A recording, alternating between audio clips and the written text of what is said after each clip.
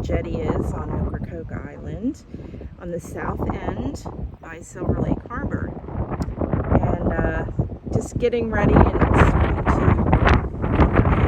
because we're going to be getting apparently a type of nor'easter, and it's going to get very, very windy here starting today and lasting through Monday, with a lot of rain probably over the weekend, and it's also a king tide. But here's a beautiful view of a couple of fishing boats out there, and the wind's not stopping them at all right now.